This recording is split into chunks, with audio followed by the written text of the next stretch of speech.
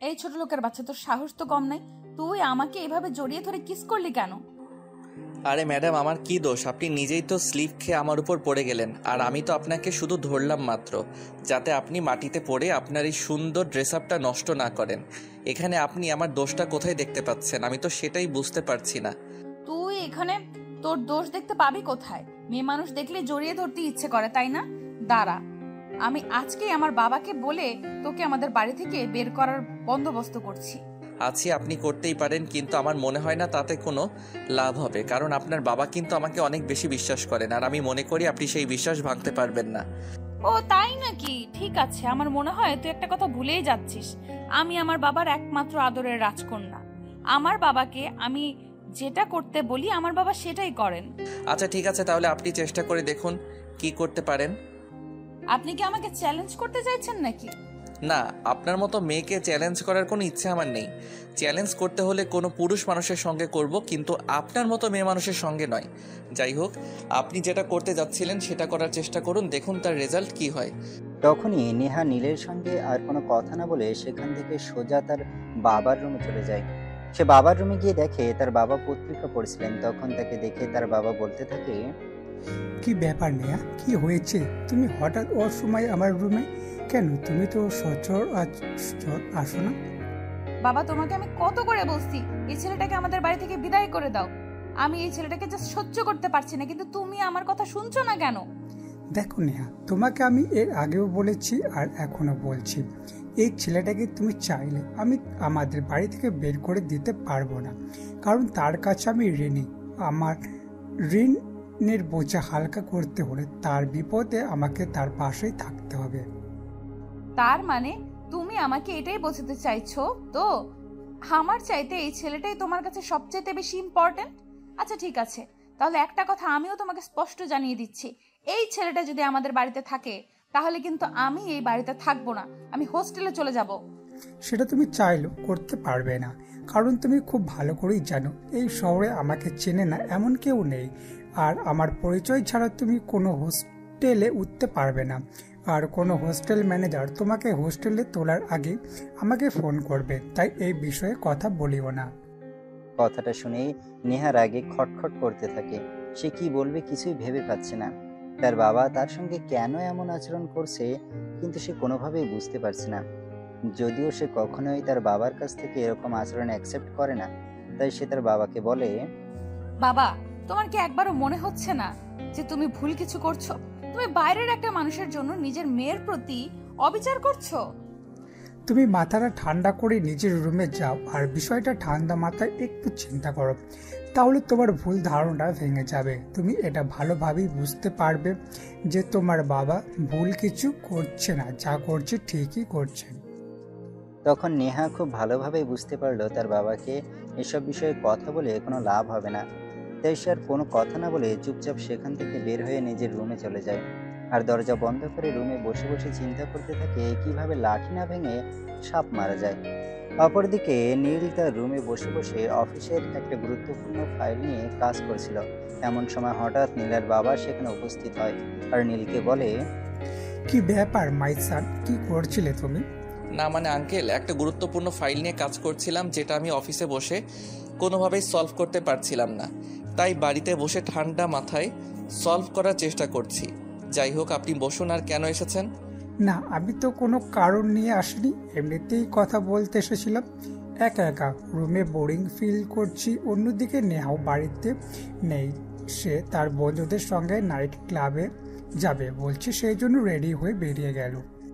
Night club কথাটা শুনতে নীলের কেমন যেন একটা লাগলো। তাই সে নিজের মনে খটকা না রেখে নেহার বাবাকে বলেই ফেলে। নেহার বাবার কথায় নীল একটু সাহস পায়, তাই সে মনে মনে সাহস নিয়ে নেহার বাবাকে বলে, আঙ্কেল, যদি কিছু মনে না করেন একটা কথা বলতাম। হ্যাঁ বাবা, বলেই ফেলো, এত পারমিশন নেওয়ার কি আছে? আমি তো তোমাকে বলেই দিয়েছি তুমি আমার সন্তানের মতো। যখন তোমার কোনো কিছু একটা বলতে ইচ্ছে হবে, করতে ইচ্ছে হবে বা পেতে ইচ্ছে হবে, তখন তুমি সাথে সাথে সেটা আমার সঙ্গে শেয়ার করবে, আমি সেটা সলভ করার চেষ্টা করব। তখন নীল কথাটা কোনো রকমে ঘুরিয়ে নেয় আর তারপর নেহার বাবাকে বলে, আঙ্কেল, নাইট ক্লাব মানে তো ওই জায়গাটা যেখানে রাতের বেলা ছেলেমেয়েরা যায়, নাচ গান করে, ড্রিঙ্কস করে। হ্যাঁ, কেন তুমি কি এর আগে কখনো নাইট ক্লাবের নাম শোনোনি, নাকি কখনো যাওয়া হয়নি, কোনটা? তখন নেহার বাবা নীলকে একটু আগে নেহার বলে যাওয়া কথাগুলো বলে। সবকিছু শুনে নেহার বাবাকে বলে, আঙ্কেল, আমি যতদূর শুনেছি ওই জায়গাগুলো একদমই ভালো নয়। সেখানে ছেলেমেয়েরা অবৈধভাবে মেলামেশা করে। আমার মনে হয় আমি আপনার খুব কাছের একজন মানুষ বলে আপনাকে এই কথাগুলো বলা উচিত, যাতে আপনি আপনার মেয়েকে এসব কাজ থেকে বিরত রাখেন। হ্যাঁ বাবা, সব কিছুই আমি জানি। আচ্ছা যাই হোক, তুমি যদি কিছু মনে না করো, তোমাকে একটা কথা জিজ্ঞাসা করার ছিল। হ্যাঁ আঙ্কেল, বলুন। I don't mind. তখন নেহার বাবা নীলকে একটু আগে নেহার বলে যাওয়া কথাগুলো বলে। সবকিছু শুনে নেহার বাবাকে বলে, দেখুন আঙ্কেল, আপনি যা শুনেছেন সেটা সত্য, কিন্তু তার পেছনে ঘটনাটা মিথ্যে। আসলেই হয়েছিল কি সেটা আপনি শুনেন। আসলে আজ সকালবেলা নীল তার রুম থেকে বের হয়ে একটু ছাদের দিকে যাচ্ছিল হাঁটাহাঁটি করতে। এমন সময় হঠাৎই নেহা তার সামনে চলে আসে। নেহা ছাদ থেকে সিঁড়ি দিয়ে নামছিল, আর নীলকে দেখে সে একটু রেগে গিয়ে তাড়াতাড়ি নামছিল। তখনই সে পা পিছলে পড়ে যাচ্ছিল। তখনই সে যাতে মাটিতে পড়ে গিয়ে বেশি ব্যথা না পায় সেজন্য নীল তাকে ধরতে গিয়ে নীল নিচেও পড়ে যায়, কিন্তু নিচে পড়ে আর নেহা উপরে। সব কথা শুনে নেহার বাবা নীলকে বলে, আসলে আমি বিষয়টা তখনই বুঝতে পেরেছিলাম। আমি খুব ভালো করে জানি তোমার এই বাড়িতে থাকাটা আমার মেয়ে পছন্দ করছে না।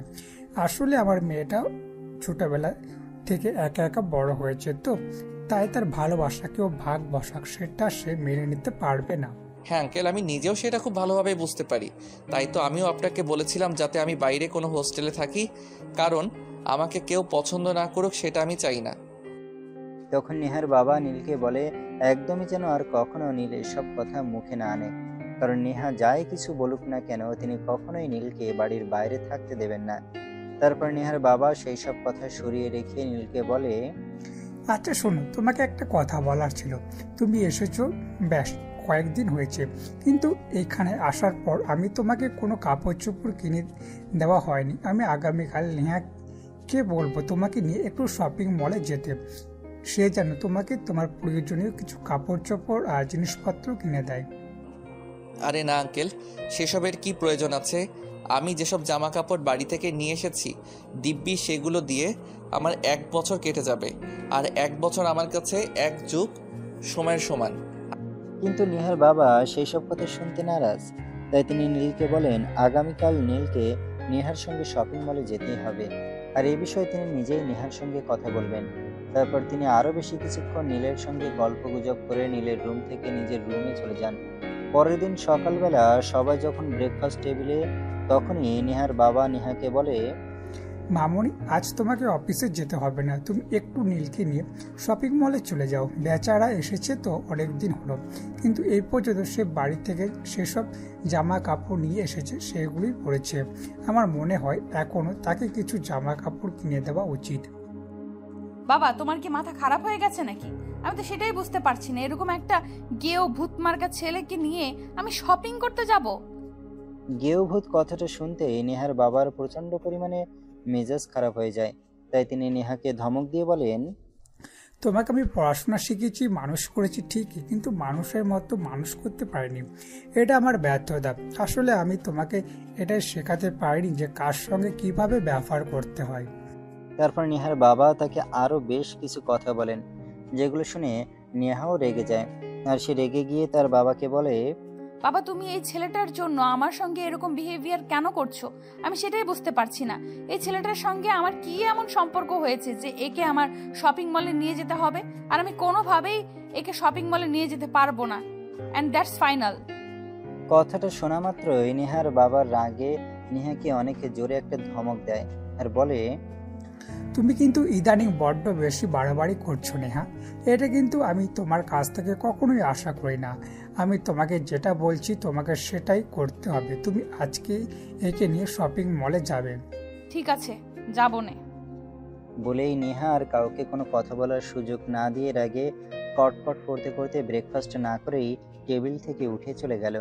সেটা দেখে নীল নেহার বাবাকে বলে, আঙ্কেল, আমি তো আপনাকে বলেছিলাম আমার জামা কাপড় ওইসবের কোনো প্রয়োজন নেই, কিন্তু আপনি কেন ম্যাডামের সঙ্গে এরকম ব্যবহার করতে গেলেন? উনি তো নাস্তা না করেই চলে গেলেন। আরে বাবা, ওসব নিয়ে তুমি চিন্তা করো না, আমি তোমার মেয়েকে খুব ভালো করেই জানি।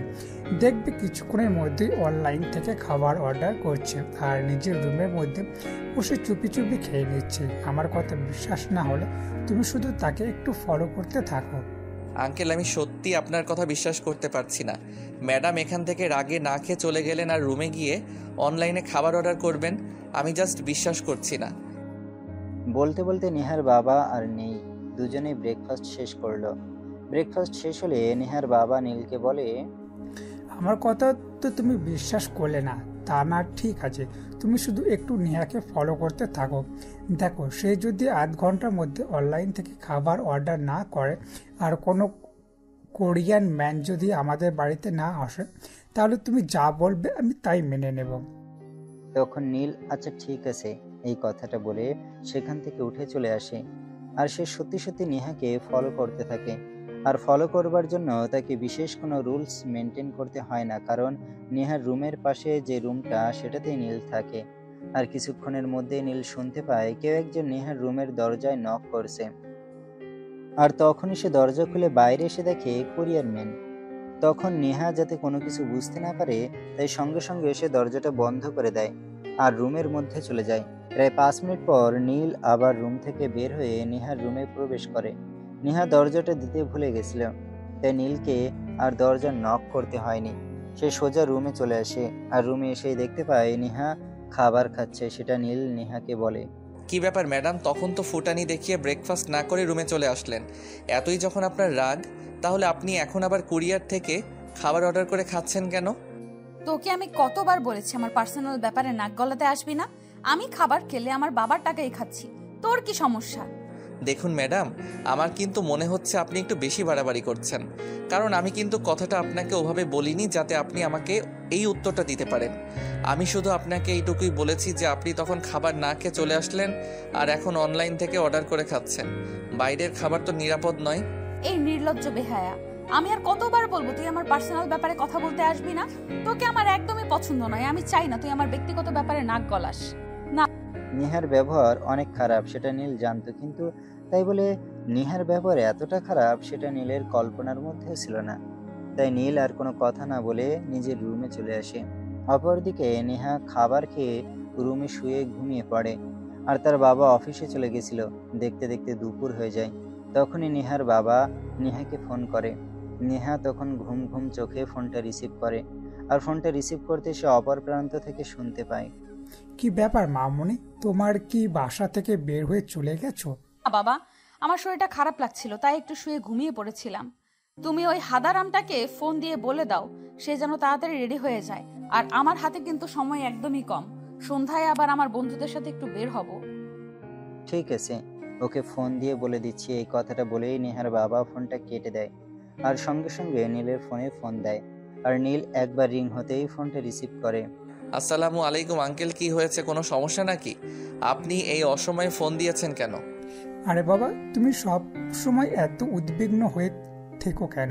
কোনো সমস্যা হলেই তোমাকে ফোন করা যাবে, নয়তো তোমাকে ফোন করা যাবে না, এটা কোনো হাদিস লেখা আছে? না আঙ্কেল, আমি আপনাকে একদমই ওই কথাটা বলিনি। আমি আপনাকে শুধু এটাই বলতে চেয়েছি কি হয়েছে, আপনি আমাকে ফোন করেছেন কেন? একটু তাড়াতাড়ি করে রেডি হয়ে নাও নেহা, তোমাকে নিয়ে একটু বের হব। তোমার যা যা লাগবে সব কিছু কিনে নিও। নেহার কাছে আমার ক্রেডিট কার্ড আছে, টাকা পয়সা নিয়ে কোনো চিন্তা করো না।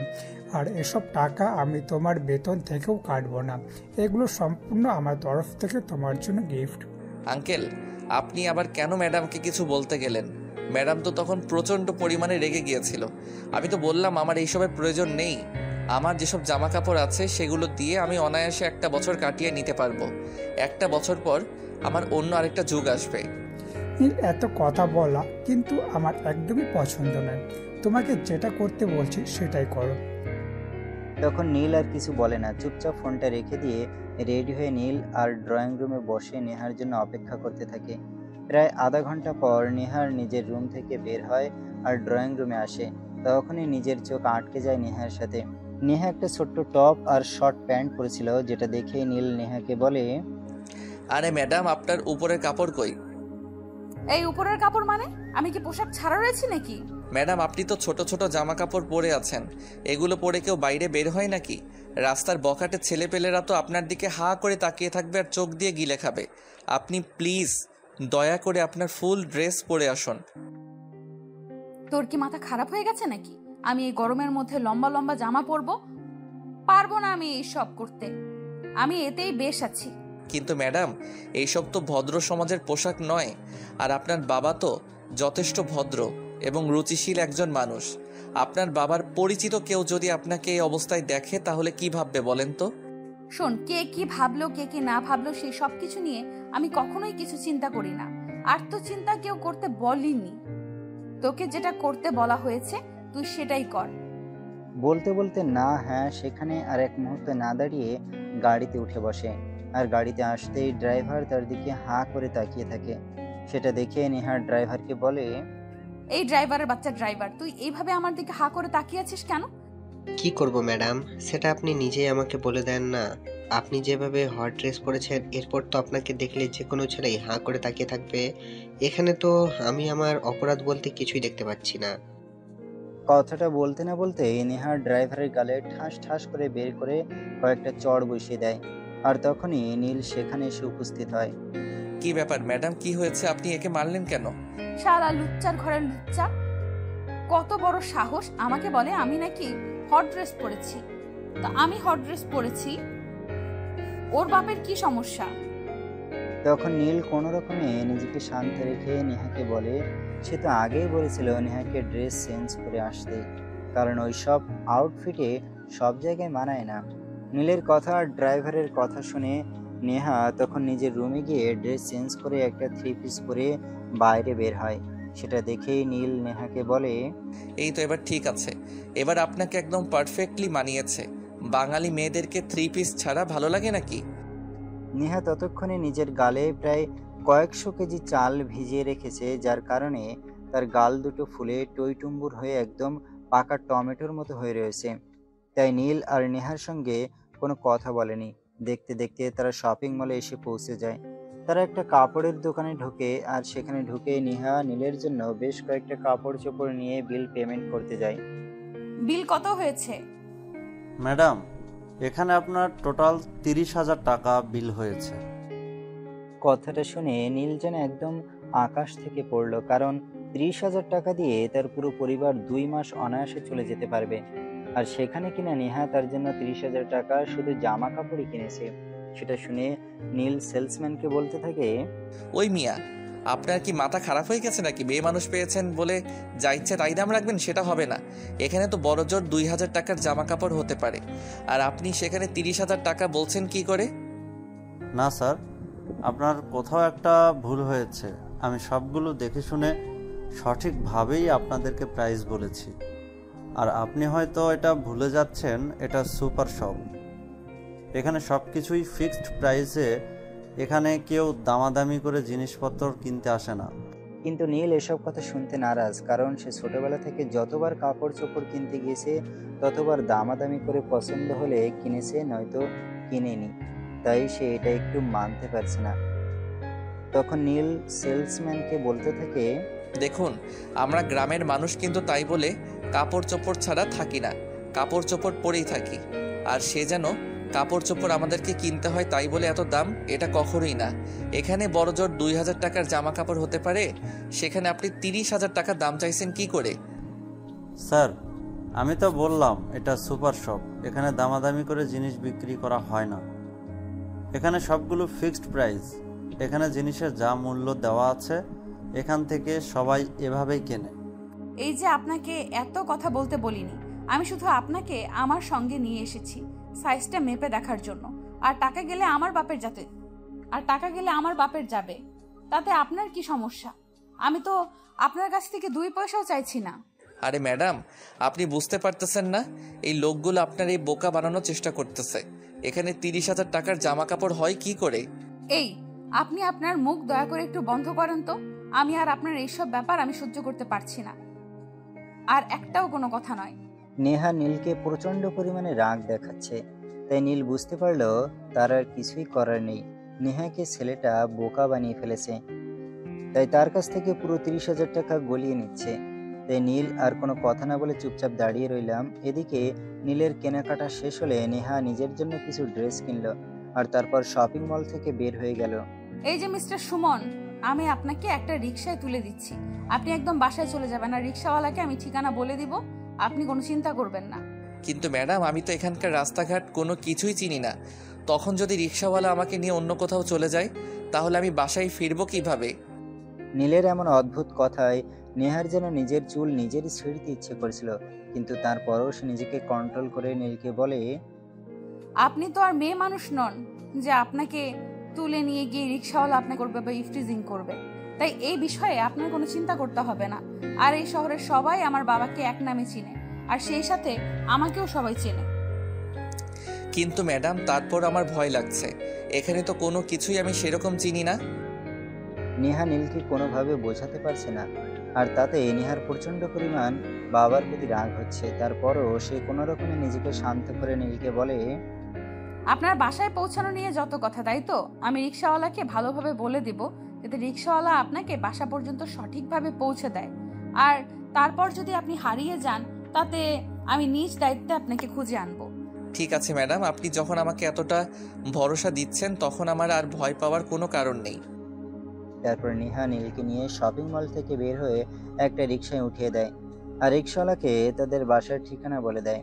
রিকশাওয়ালা রিকশা চালাচ্ছি না এমন সময় হঠাৎই নীল রিকশাওয়ালাকে বলে, আচ্ছা রিক্সাওয়ালা মামা, আমাদের বাড়ির ঠিকানাটা আপনি জানেন তো? মানে ম্যাডাম আপনাকে যে ঠিকানা বলে দিল, আপনি আমাকে সেই ঠিকানা অনুযায়ী পৌঁছে দিতে পারবেন তো?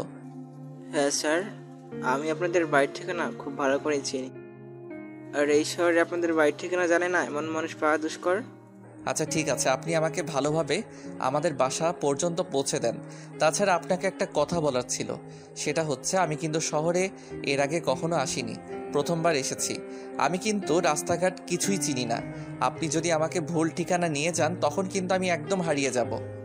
আরে স্যার, আমি আপনাকে বললাম তো, আপনার এই সব কিছু নিয়ে চিন্তা করতে হবে না। আমি আপনাকে আপনার ঠিকানা মতো পৌঁছে দিতে পারবো, কোনো সমস্যা হবে না। রিকশাওয়ালা নীলকে কোনো রকমে বুঝিয়ে রিকশায় বসিয়ে রিকশা চালাতে থাকে। দেখতে দেখতে প্রায় 15 মিনিটের মতো সময় চলে গেল, কিন্তু এখনো নীল বাসায় এসে পৌঁছালো না। তাই সে মনে মনে টেনশন করছে আর রিকশাওয়ালাকে বলছে, কি ব্যাপার রিক্সাওয়ালা মামা, আপনি তো সেই কখন থেকে রিক্সা চালাচ্ছেন, কিন্তু এখন আমাকে আমাদের বাসা পর্যন্ত পৌঁছে দিচ্ছেন না কেন?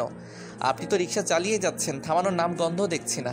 আর আমি তো আমাদের বাড়িটাও দেখতে পাচ্ছি না। স্যার, আপনি একটু দয়া করে চুপ করে বসেন। সামনেই আপনাদের পাশে আমার 2 মিনিটের মতো লাগবে যেতে। এই 2 মিনিট সময় আপনি একটু চুপচাপ বসে থাকেন। 2 মিনিটের মতো সময় লাগবে, সেটা শুনে নীল একটু আশ্বস্ত হয় আর চুপ করে বসে দেখতে দেখতে সে বাসায় চলে আসে আর বাসায় এসে বিছানায় লপাট করে শুয়ে পড়ে। এদিকে দেখতে দেখতে কখন যে দুপুর ঘুমিয়ে বিকেল আর বিকেল গড়িয়ে রাত হয়ে গেল সেটা নীল টেরই পেল না, কারণ সে একদম ঘুমে নিমগ্ন হয়েছিল। রাত প্রায় 9টার মতো বাজে। নেহার বাবা ততক্ষণে বাসায় চলে এসেছে। বাসায় এসে তিনি যখন নীলকে দেখতে না পেলেন, তখন তাদের বাসায় কাজের মেয়েকে বললেন, বুয়া, নীল কোথায়? নীলকে একটু বলো তো নিচে আসতে। সাহেব, উনি তো শপিং থেকে এসে রুমের দরজা বন্ধ করে ঘুমাচ্ছেন। আমি তো অনেকবার ওনাকে ডাকতে গিয়েছিলাম দুপুরের খাবার খাওয়ানোর জন্য, কিন্তু উনি তো কোনো সাড়া শব্দই করেননি। ঠিক আছে, কোনো সমস্যা নেই। তুমি এখন কি ওকে ডাকো আর বলো আমি বাড়িতে চলে এসেছি আর আমি ওকে ডাকছি। ঠিক আছে সাহেব, আমি এক্ষুনি যাচ্ছি। বলতে বলতে তাদের বাসায় কাজের বুয়া সেখান থেকে নীলের রুমের কাছে যায় আর দরজার সামনে দাঁড়িয়ে নীলকে ডাকতে থাকে। সাহেব, সাহেব, শুন। নীলের তখনও যেন ঘুম ছাড়ছিল না, তাই সে চোখ কচলাতে কচলাতে রুমের দরজা খুলে বুয়াকে দেখে বুয়াকে বলতে থাকে, ঠিক আছে, আপনি আঙ্কেলকে বলুন, আমি একটু চোখ মুখটা ধুয়ে তারপর আসছি। ঠিক আছে বলে বুয়া সেখান থেকে চলে যায় আর ড্রয়িং রুমে গিয়ে নেহার বাবাকে এই কথা বলে। তারপর নেহার বাবা বসে অপেক্ষা করতে থাকে কখন নীল আসবে। প্রায় 10 মিনিট পর নীল নিচে আসে আর তাকে দেখে নেহার বাবা বলে, তোমার জন্য একটা গুড নিউজ আছে। আমার জন্য কি বলেন তো আঙ্কেল? আমি তো বিশ্বাসই করতে পারছি না, আমার জন্য আবার কি গুড নিউজ আছে? হ্যাঁ, আমি একদম ঠিক কথাই বলছি। তুমি তো মাস্টার্স কমপ্লিট করেছিলে, তাই না? তুমি আজকেই একবার তোমার বাড়িতে ফোন করো আর তোমার মাস্টার্সের সার্টিফিকেটগুলো অনলাইনে পাঠিয়ে দিতে বলো। কিন্তু কেন আঙ্কেল, আপনি আমার সার্টিফিকেট দিয়ে কি করবেন? আর ওই সব কিছু তো আমার তত্ত্বাবধানে আমার রুমে রাখা আছে, আর আমার রুম তো তালা দেওয়া, তাহলে আমার বাবা সেগুলো খুঁজে পাবে কি করে? আরে বাবা, সেই সব কিছু আমি খুব ভালো করেই জানি, আর জানি বলেই বলছি। তুমি তো আর তোমার রুমের চাবি তোমার সঙ্গে করে নিয়ে আসোনি, তুমি তো আমার রুমের চাবি তোমার বাবার কাছে রেখে এসেছো, আর সেই জন্যই বলছি তুমি বাবাকে ফোন দাও, আর ছবিটা কোথায় রেখেছো সেটা তোমার বাবাকে বলে দাও, আর তোমার বাবাকে এটাও বলে দাও যে আজকের মধ্যে সমস্ত কাগজপত্র পাঠিয়ে দিতে। কিন্তু কেন আঙ্কেল, আপনি এসব কাগজপত্র দিয়ে কি করবেন? আমি তো সেটাই বুঝতে পারছি না, যদি বিষয়টা ক্লিয়ার করতেন। তুমি যে কি সেটা আমি মাঝে মাঝে নিজেই ভাবতে পারি না। যাই হোক, যেহেতু জানতে চাইছো বলে, আমাদের প্রোডাকশন ডিপার্টমেন্টের প্রোডাকশন ডিরেক্টর যিনি ছিলেন উনি চাকরি ছেড়ে চলে গেছেন। তুমি তো একটা শিক্ষিত যুবক, আর শিক্ষিত যুবক হয়ে কেন তুমি ওয়ার্কারে চাকরি করবে? তাই আমি চাইছি প্রোডাকশন ডিরেক্টর হিসেবে তুমি জয়েন করো, তাই তোমার সার্টিফিকেটগুলো প্রয়োজন। কিন্তু আঙ্কেল, আপনার এত বড় একটা ডিপার্টমেন্ট, আর সেখানে প্রোডাকশন ডিরেক্টর হিসেবে আমি জয়েন করলে আমি কি পারবো সব কিছু সামলাতে? তোমার উপর সম্পূর্ণ ভরসা আছে আমার, আমি জানি তুমি পারবে, শুধু একটু বুঝিয়ে দিলেই হবে। আর সেই সব কিছুর জন্য আমি তো রয়েছি, আমি তোমাকে খুব ভালোভাবে বুঝিয়ে দেব কিভাবে কি করতে হবে, কিভাবে কি চালাতে হবে। এখন কোনো কথা না পারে এক্ষুনি তোমার বাবাকে ফোন করো আর কাগজপত্রগুলো পাঠিয়ে দিতে বলো। নেহার বাবার কথায় নীল তখন আর কোনো উত্তর না দিয়ে সঙ্গে সঙ্গে নিজের রুমে চলে যায় আর তৎক্ষণাৎ তার বাবাকে ফোন দেয়। হ্যাঁ বাবা, কেমন আছিস রে? বাবা, এই তো আলহামদুলিল্লাহ ভালোই আছি। তোমার কি খবর? তোমার শরীর কেমন আছে? এই তো আছি ভালো, কিন্তু তোর মায়ের শরীরটা ভালো যাচ্ছে না, প্রেশার একদম কমে গেছে। তুই এখান থেকে চলে যাওয়ার পর তোর মা একদমই খাওয়ার দাওয়ার করে না, তোর চিন্তায় সারাক্ষণ মগ্ন। মা কোথায়? মাকে একটু ফোনটা দাও তো, আমি কথা বলি। তোর মা তো এখন বাড়িতে নেই, ওই পাশে কোথায় একটা হাঁটতে গেছে। একা একা বাড়িতে তার ভালো লাগছে না, তাই বললাম একটু ঘুরে আসতে। আচ্ছা ঠিক আছে, কোনো সমস্যা নেই। তোমাকে আমি একটা দরকারে ফোন করেছিলাম।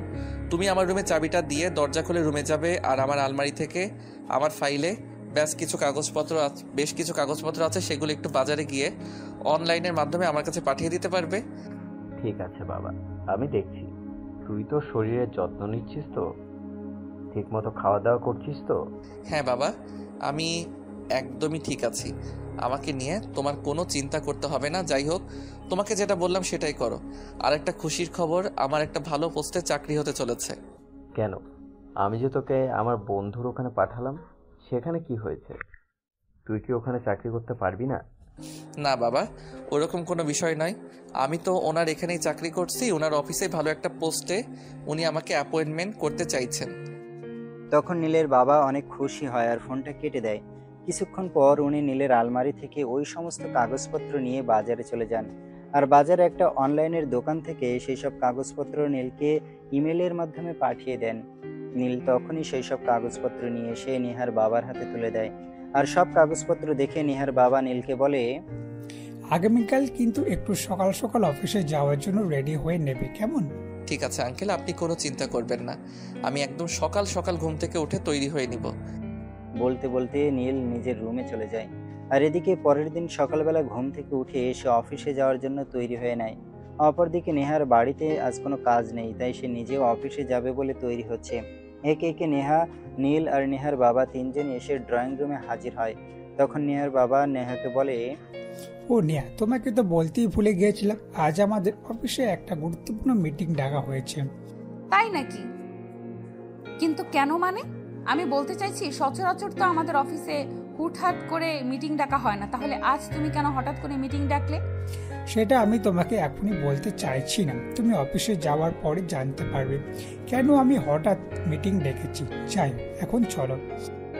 তারপর আর নেহা কোনো কথা বলেনি, কারণ সে খুব ভালো করেই জানে তার বাবা কোনো প্রয়োজন ছাড়া মিটিং ডাকেনি, তাই অফিসে গেলেই সে বিষয়টা জানতে পারবে।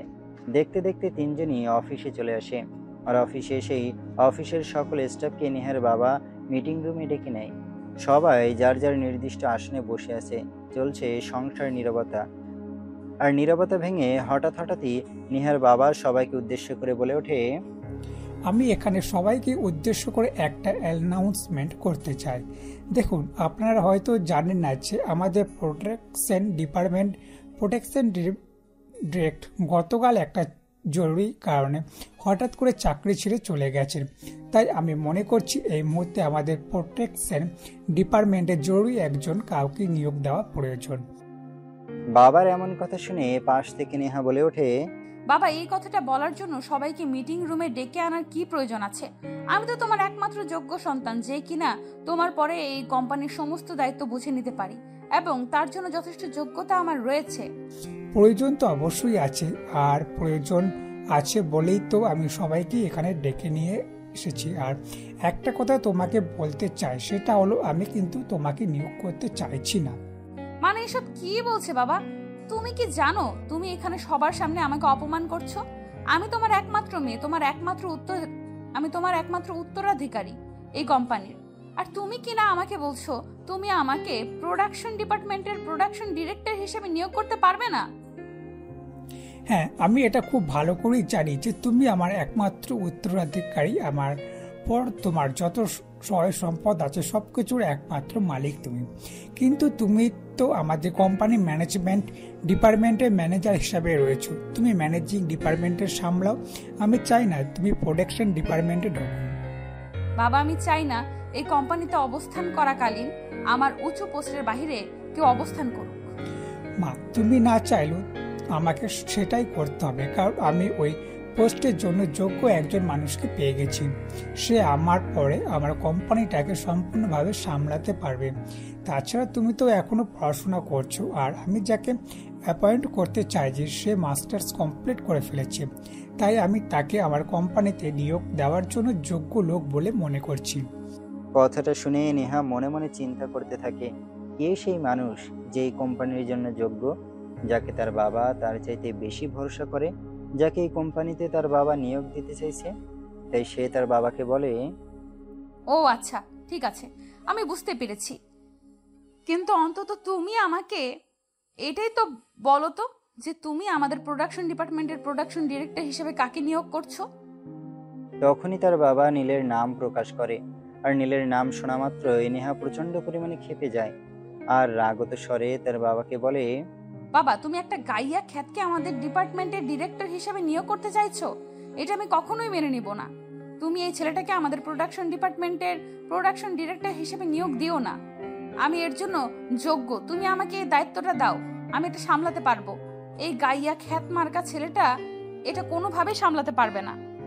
তখন নেহার বাবা সবার সামনেই নেহাকে অনেকে জোরে একটা ধমক দিয়ে বলতে থাকে, নেহা, এবার কিন্তু একটু বেশি বাড়াবাড়ি হয়ে যাচ্ছে। আমি কিন্তু তোমার কাছ থেকে এটা আশা করিনি। তুমি এই ছেলেটার সঙ্গে এরকম আচরণ কেন করছো? তাহলে আমি কি করব তুমি নিজেই সেটা বলে দাও। এই ছেলেটা আমার মুখের সামনে থেকে আমার খাবার ছিনিয়ে নিয়ে যাবে, আর আমি কি বসে বসে দেখবো নাকি? বলতে বলতে লেখা হনহন করে অফিস থেকে বের হয়ে চলে যায়। আর ঠিক তখনই রিমি সেখানে উপস্থিত হয়, আর নেহার বাবাকে উদ্দেশ্য করে বলতে থাকে, স্যার, আমার কি চাকরিটা আছে নাকি চলে যাবে? আর এসব আপনি কি বলছেন? আপনার চাকরি কেন চলে যাবে? কেন? আমাদের প্রোটেকশন ডিরেক্টর চলে গেছে, কিন্তু প্রোটেকশন ডিপার্টমেন্ট তো চলে যায়নি। আমাদের ডিপার্টমেন্টে নতুন একজনকে নিয়োগ করছি, আর আপনি তারই পার্সোনাল অ্যাসিস্ট্যান্ট হয়ে কাজ করবেন। আর হ্যাঁ, আপনার জন্য একটা নিউজ আছে, আমি এই মাস থেকে আপনার স্যালারি আরও 10,000 টাকা বাড়িয়ে দেব, কিন্তু তার বিনিময়ে আমার নতুন ডিরেক্টরকে সমস্ত কাজ আপনার বুঝিয়ে দিতে হবে। ওকে স্যার, কোনো সমস্যা নেই, আমি টাকা পেলে সব করতে পারি, সেটা আপনি খুব ভালো করেই জানেন। হ্যাঁ, এখন আপনি বেশি কথা না বলে নীলকে নিয়ে যান আর সমস্ত কাজ বুঝিয়ে দিন। আর একটা কথা, আপনার নেহা ম্যাডাম যদি কিছু বলে তাহলে ওনার কথার কোনো উত্তর দেবেন না। আচ্ছা ঠিক আছে। এই কথা বলে রিমি নীলকে বলে, স্যার, আপনি আমার সঙ্গে চলুন, আপনাকে আপনার কেবিনে আর কাজ বুঝিয়ে দিচ্ছি। বলতে বলতে রিমি নীলকে নিয়ে নীলের কেবিনে চলে যায়, আর নীলের সমস্ত কাজ নীলকে বুঝিয়ে দেয়। দেখতে দেখতে চলে গেল বেশ কয়েকদিন। ইতিমধ্যে হঠাৎ একদিন দুপুরের পরে নীল নিজের কেবিনে বসে কাজ করছে। এমন সময় রিমি সেখানে এসে উপস্থিত হয়। সেই যে কোনো কিছু না বলে হঠাৎ করে নীলের গলায় জড়িয়ে ধরে, এটা দেখে নীল অনেকটাই ক্ষেপে যায় আর নিজেকে ছাড়িয়ে নিয়ে বলতে থাকে, কি ব্যাপার, কি সমস্যা আপনার? আপনি এভাবে আমার গলায় জড়িয়ে ধরেছেন কেন? আর আপনারা তো সাহসী বা কি হলো? কি করে? আপনি তো আমার অ্যাসিস্ট্যান্ট মাত্র। আপনি আমার সঙ্গে এইভাবে কথা বলছেন কেন?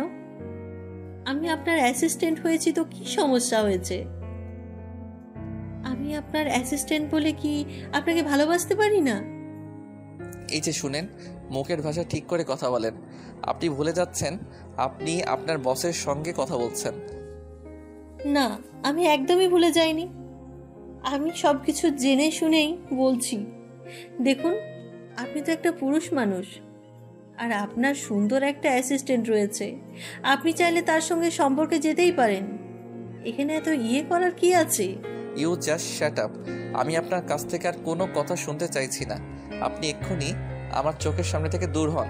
আমি আপনার চেহারাটা দেখতে চাইছি না। আর যদি বেশি বাড়াবাড়ি করেন তাহলে কিন্তু আমি এমডি স্যারের সঙ্গে কথা বলতে বাধ্য হব এবং আপনাকে চাকরি থেকে বহিষ্কার করতে বাধ্য হব। দেখুন স্যার, আমি এই যুগের মেয়ে মানুষ। টেকনিক কিভাবে কাজে লাগাতে হয় সেটা আমি খুব ভালো করে জানি। তাই আমি আপনাকে বলবো, আপনি এমন কিছু করবেন না যাতে আমি আপনার সঙ্গে খারাপ আচরণ করতে বাধ্য হই, কারণ আপনি আমাকে চেনেন না। তখন নীল ভালোভাবে বুঝতে পারে যে রিমি তাকে থ্রেট করছে। তাই নীল বুদ্ধি খাটিয়ে রিমিকে বলে, আচ্ছা, আপনি চাইছেনটা কি বলেন তো? আমি সেরকম কোনো কিছুই চাইছি না। জাস্ট এইটুকুই চাইছি আপনার সঙ্গে একটা ভালো সম্পর্ক রাখতে। দেখুন, প্রতিটা কর্মচারী চাই তার বসের সঙ্গে ভালো সম্পর্ক রাখতে। আর আমি যেহেতু আপনার অধীনস্থ হয়ে চাকরি করছি, তাই আর কি। কিন্তু আমার তো মনে হয় আপনার সঙ্গে আমার যথেষ্ট ভালো একটা সম্পর্ক রয়েছে। আপনি আমার অ্যাসিস্ট্যান্ট আর আমি আপনার বস। আমাদের দুজনের মধ্যে এর চাইতে ভালো সম্পর্ক আর কি হতে পারে? ঠিক আছে, এসব কথা বাদ দেন। আগামীকাল তো শুক্রবার। আগামীকাল একটু আপনি আমার সঙ্গে বের হতে পারবেন? কথাটা শুনতে শুনতে নেহার বাবা নীলের কেবিনে প্রবেশ করছিলেন, কিন্তু তারপরও তিনি সেদিকে কোনো পাত্তা না দিয়ে নীলকে বলে, নীল, আগামীকাল তো আমার একটা মিটিং আছে চট্টগ্রামে, আমাকে চলে যেতে হবে। তুমি একটু অফিসের দিকটা সামলে নিও। যদিও অফিসে সেরকম কোনো কাজ নেই, তবে তুমি তো জানোই সামনে ঈদ আসছে। এই কথাটা শোনা মাত্রই রিমির মুখটা মুহূর্তের মধ্যে ফ্যাকাশে হয়ে গেল। আমি কিন্তু সে এমডি স্যারের সামনে সেরকম কোনো প্রতিক্রিয়া করলো না। এমডি স্যার চলে যাওয়ার পর মুহূর্তের মধ্যে রিমি নীলের হাত ধরে বলে, স্যার প্লিজ, আপনি কি এমডি স্যারকে একটু বুঝিয়ে বলবেন যে আপনি আগামীকাল অফিসে আসতে পারবেন না? আপনার একটু পার্সোনাল কাজ আছে। মাথা খারাপ হয়েছে নাকি? আমি তো সেটাই বুঝতে পারছি না। আপনি আমার কেবিন থেকে বের হন। আর আপনাকে কিন্তু কাল অফিসে আসতে হবে না। আমি আপনাকে অফিসে দেখতে চাই না। স্যার, আপনি এসব কি বলছেন? আপনি আগামীকাল একা একা অফিসে কাজ করবেন আর আমি আসবো না? এমনটা হতে পারে নাকি? অফিসে যদি আপনার কোনো কিছুর প্রয়োজন পড়ে, তাহলে আপনাকে কে সেই বিষয়ে সহযোগিতা করবে? নীল তখন রিমির কথার কোনো উত্তর না দিয়ে চুপচাপ তার মতো কাজ শেষ করে অফিস থেকে বের হয়ে যায়। আর বাড়িতে আসতে না আসতেই নেহার সঙ্গে দেখা হয়। কি ব্যাপার মিস্টার, ইদানিং তো আপনি ভালোই ফায়দা লুটছেন, তাই না? আমি কিন্তু আপনার কথার আগা মাথা কিছুই বুঝতে পারলাম না। আপনি কি মিন করতে চাইছেন একটু সরাসরি বলবেন? এত কচি খোকা আমার কাছে সাজতে আসবেন না। এসব আমার একদমই পছন্দ নয়। আপনি কোথা থেকে উড়ে এসে জুড়ে বসেছেন? আমি সত্যিই বুঝতে পারছি না আপনি কি বলতে চাইছেন আর কি বোঝাতে চাইছেন। ও তাই নাকি? তাহলে খুলেই বলছি, আপনি আগামী কাল অফিসটা একা একা সামলাবেন। যেটা সামলানোর কথা ছিল আমার, সেই জায়গাটা আপনি নিজেই নিয়ে নিচ্ছেন। যাই হোক, দেখা যাক কোথাকার জল কোথায় গিয়ে গড়ায়। নীল ততক্ষণে বিষয়টা বুঝতে পারে নেহা কেন তারপর রেগে আছে। নেহা কোনোভাবেই চায় না নীল তাদের এখানে থাকুক আর তাদের কোম্পানিতে চাকরি করুক। তাই সে নীলকে একদমই সহ্য করতে পারে না। আর যেদিন থেকে নীল প্রোডাকশন ডিরেক্টর হিসেবে নিয়োগ করেছে, সেদিন থেকে তুমি আমাকে একদম দেখতেই পারো না। কিন্তু নীল সে কি করবে? সে তো একদম নিরুপায়, কারণ গ্রামে তার বাবা মায়ের অবস্থা খুব খারাপ। তার পড়াশোনা করাতে গিয়ে তার বাবা নিজের ভিটে বাড়িটুকু ছাড়া যাবতীয় সহায় সম্পত্তি বিক্রি করে দিয়েছেন। চাকরির জন্য অনেক জায়গায় ঘোরাঘুরি করেছে, কিন্তু কোথাও সে চাকরিটা পেয়ে উঠতে পারেনি। তাই বাধ্য হয়ে এখানে এসেছে। তাছাড়া আরও একটা কথা হলো, নীল কিন্তু এখানে এমনি এমনি আসেনি। নেহার বাবা নীলের বাবার ছোটবেলার বন্ধু ছিল, তাদের দুজনের মধ্যে ভালো একটা সম্পর্ক বিরাজমান ছিল। কিন্তু দুর্ভাগ্যবশত নীলের বাবা নেহার বাবার মতো নিজের ভাগ্যটাকে পরিবর্তন করতে পারেনি। যাই হোক, এদিকে দেখতে দেখতে রাত হয়ে গেলে সবাই ডিনার টেবিলে জয়েন করে। তখন নেহার বাবা নীলকে বলে, দেখো নীল, আমি কিন্তু তোমার উপর সম্পূর্ণ ভরসা করি, আর তোমার উপর ভরসা আছে বলি কিন্তু আমি সবকিছু তোমার উপর ফেলে রেখে একটু বাইরে যাচ্ছি, আমি যেন ফিরে এসে সবকিছু ঠিকঠাক দেখতে পাই। আঙ্কেল, আপনি আমার উপর সম্পূর্ণ ভরসা রাখতে পারেন, আমি কাজটা গুরুত্ব দিয়ে করব। তবে আপনাকে একটা কথা বলার ছিল, আপনি আমাকে এই দায়িত্বটা না দিয়ে নেহা ম্যাডামকে দিতে পারতেন। দেখো, আমি খুব ভালো করেই জানি কাকে কোন দায়িত্বটা দিতে হবে, কাকে কোন দায়িত্বটা দিলে সে দায়িত্বটা পুরোপুরিভাবে পালন করতে পারবে, তাই আমি অবস্থা বুঝি ব্যবস্থা নেই বলতে পারো। তখন নেই আর কোনো কথা বাড়ায় না, কারণ সে বড়দের সঙ্গে মুখে মুখে এত তর্ক করতে পছন্দ করে না। যাই হোক, সবাই একসঙ্গে খাবার ছিল, এমন সময় হঠাৎ তাদের বাসায় কাজের বুয়া নেহার বাবাকে বলে, সে ক্ষেপে থাকলে থাকুক, তাতে আমার কিছু যায় আসে না, কারণ আমি যা কিছুই করছি শুধুমাত্র তার ভবিষ্যতের কথা চিন্তা করেই করছি। আর এখন যদি সে নিজেকে নিজের ভবিষ্যৎ কুড়ালে মারতে চায়, তাহলে তো আমি আর কিছুই করার থাকবে না। তবে আমি একটা কথা বলতে পারি, আমি যতদিন বেঁচে আছি ততদিন তার উপর কোনো আঁচ আমি আসতে দেব না। তারপর আর কেউ কি কোনো কথা বলে না, চুপচাপ যে যার মতো খাওয়া দাওয়া করে নিজের রুমে চলে গেল। রাতের বেলা যখন ঘুমানোর প্রস্তুতি নিচ্ছিল, তখনই হঠাৎ নেহা তার রুমে প্রবেশ করেছে। নীলের সামনে দাঁড়িয়ে বলতে থাকে, কত টাকা চাই? কত টাকা হলে আমাদের বাড়ি অফিস সবকিছু ছেড়ে চলে যাবেন? মানে আপনি কি বলতে চাইছেন? আমি তো কিছুই বুঝতে পারছি না। এত ন্যাকা সাজার কোনো প্রয়োজন নেই, আমি শুধু বলতে চাইছি আপনি কত টাকা পেলে আমাদের অফিস বাড়ি এসব কিছু ছেড়ে চলে যাবেন। দেখুন, একটা চাকরি করা আমার প্রয়োজন, তাই আমি এখানে চাকরি করতে এসেছি। কিন্তু তাই বলে আপনি আমার সঙ্গে এভাবে ব্যবহার করতে পারেন না। আপনার যদি আমাকে ভালো না লাগে তাহলে বলেন, আমি এমনিতেই আপনাদের অফিসের চাকরি ছেড়ে চলে যাব। তার জন্য প্রতিদিন আপনি আমাকে এভাবে অপমান করতে পারেন না। আর আমি কেনই বা আপনার এই অপমান সহ্য করব? যেখানে সব কিছুই বুঝতে পারছেন, তাহলে এখনো এখানে পড়ে রয়েছেন কেন? কেন চলে যাচ্ছেন না? ঠিক আছে, কোনো সমস্যা নেই, আমি চলে যাব। তবে একটা কথা, আপনার বাবা বাড়িতে আসার পর, কারণ আপনার বাবা আমাকে পুরো অফিসের দায়িত্ব দিয়ে গেছেন। আপনার বাবা যতক্ষণ পর্যন্ত না আসছেন, আমি ওনাকে ওনার দায়িত্বটা যতক্ষণ পর্যন্ত বুঝিয়ে দিতে না পারছি, ততক্ষণ পর্যন্ত আমি কোথাও যাচ্ছি না। বাবাকে আসতে হবে কেন? আমি বলছি তো আপনাকে চলে যাওয়ার জন্য। আপনি যাচ্ছেন না কেন? আমি আছি তো, আমি সব সামলে নিতে পারবো। সে আপনি আমাকে যাই বলেন, আমি আপনার বাবা না আসা পর্যন্ত অপেক্ষা করব। আপনার বাবা না আসা পর্যন্ত আমি কোথাও যাব না। সে আপনি আমাকে যত অপমান করতে পারেন। জানেন, আমি জীবনে অনেক বেহায়া দেখেছি, কিন্তু আপনার মতো বেহায়া আমি একটাও দেখিনি, যে হাজারটা অপমান পাওয়ার পরেও কোথাও পড়ে থাকে। আপনাকে আমি কত অপমান করছি, তারপরেও আমি আপনাকে এখান থেকে সরাতে পারছি না। বললাম তো এত কথা বলার প্রয়োজন নেই। আপনার বাবা আসুক, আমি নিজে এখান থেকে চলে যাব। আমাকে এত অপমান করার কোনো প্রয়োজন নেই। আমাদের টাকা পয়সা না রাখতে পারে, কিন্তু মান সম্মান আছে। আমরা মান সম্মানকে অনেক শ্রদ্ধা করি।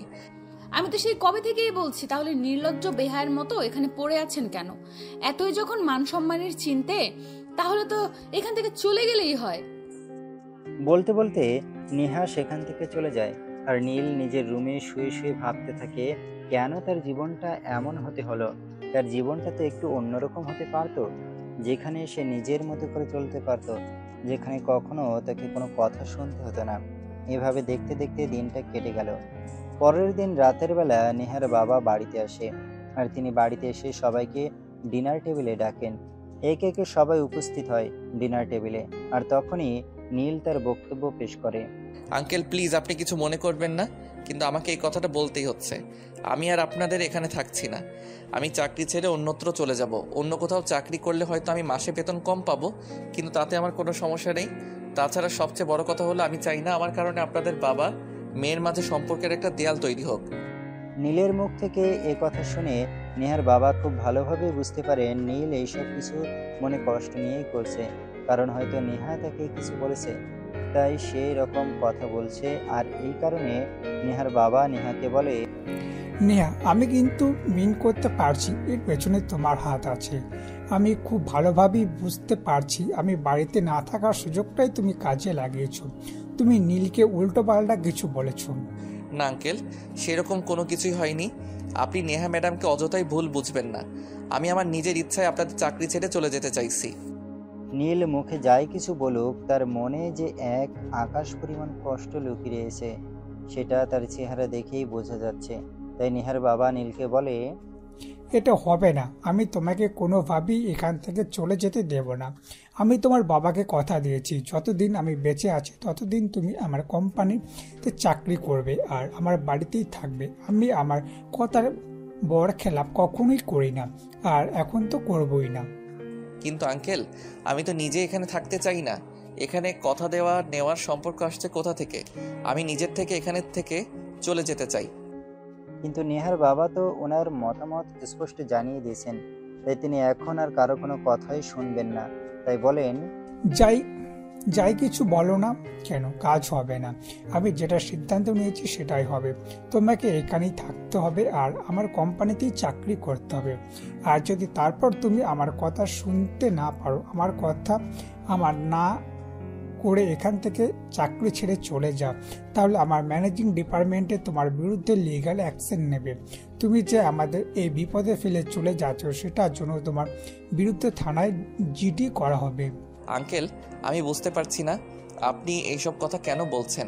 একজন ওয়ার্কার বা একজন স্টাফ চাইলে যে কোনো কোম্পানি থেকে চাকরি ছেড়ে দিয়ে অন্য কোনো কোম্পানিতে চাকরি নিতেই পারে, কিন্তু এখানে এইসব আইনি ব্যাপার স্যাপার আসছে কোথা থেকে? তুমি বর্তমানে আমার কোম্পানির প্রোডাকশন ডিরেক্টর হিসেবে আছো, আর এখন তুমি হুট করে চাকরি ছেড়ে চলে যাবে, তাতে আমার কোম্পানির যে লস হবে সেটাকে পুষিয়ে দেবে বলো? তখন নীল আর কোনো কথা বলেনি। চুপচাপ সে ডিনার শেষ করে রুমে চলে আসে। আর এর পরের দিন যখন সে বাসা থেকে বের হয় তখনই একটা ছেলে তার সামনে এসে দাঁড়ায়। এই, তুই কি শরীরের সঙ্গে প্রাণটাও নিয়ে দেশে ফিরে যাবি নাকি প্রাণটা এখানে রেখে শুধু শরীর নিয়ে ফিরে যাবি? মানে কি? আমি তো কিছুই বুঝতে পারছি না। আর এসব কথা আপনি আমাকে কেন বলছেন? বলতে বলতে ছেলেটার সঙ্গে নীলের বেশ কথা কাটাকাটি হচ্ছিল।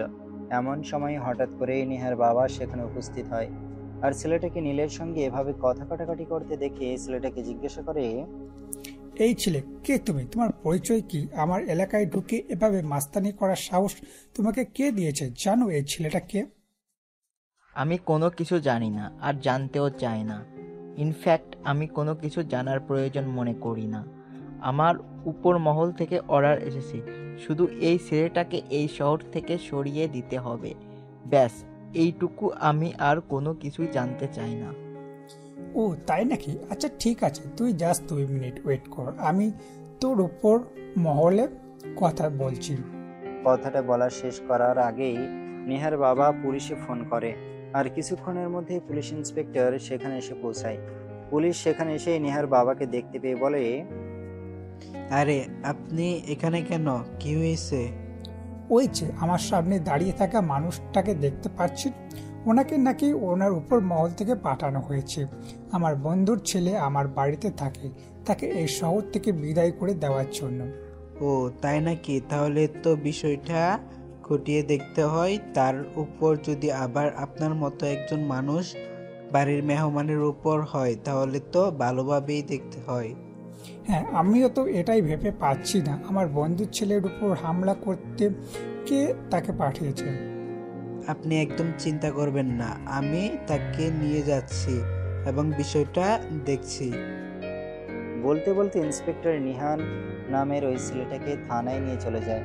আর 1 ঘন্টা পরে নিহার বাবাকে ফোন করে, কি ব্যাপার ইন্সপেক্টর, কোনো খবর পেলেন? আমি কোনো কাজে হাত দিয়েছি আর সেটা সমাধান হয়নি এমনটা তো কখনোই হয়নি। তবে কি হয়েছে জানেন? আমার এই কাজটার ফলাফল এরকম হবে সেটা আমি কল্পনাতেও ভাবিনি। যাই হোক, বিষয়টা তো আপনাকে বলতেই হবে। ইন্সপেক্টর, কিন্তু কি হয়েছে সেটা এত ঘুরিয়ে পেয়েছি না বলে সরাসরি বলুন, না যাতে আমার বুঝতে অসুবিধা হয়। আপনার মেয়ে স্বয়ং এই ছেলেটাকে অ্যাপয়েন্টমেন্ট করেছে। আপনার মেয়ে এই ছেলেটাকে পুরো 2 লাখ টাকা দিয়েছে। কি বলছেন আপনি? আমি তো বিশ্বাস করতে পারছি না। আমার মেয়ে এই ছেলেটাকে 2 লাখ টাকা দিয়ে পয়েন্ট করেছে শুধুমাত্র নীল আমাদের এলাকা থেকে চলে যাওয়ার জন্য। ঠিক আছে, আপনি ডাকুন, আমি দেখছি কি করা যায়। নেহার বাবা কোনোভাবেই এটা মেনে নিতে পারছে না যে ওনার মেয়ে এরকম একটা কাজ করেছে। তাই তিনি কাল বিলম্ব না করে সরাসরি নেহার সঙ্গে দেখা করতে নেহার রুমে চলে যান। নেহার রুমে গিয়ে তিনি দেখেন নেহা আপন মনে গুনগুন করে গান গাইছে।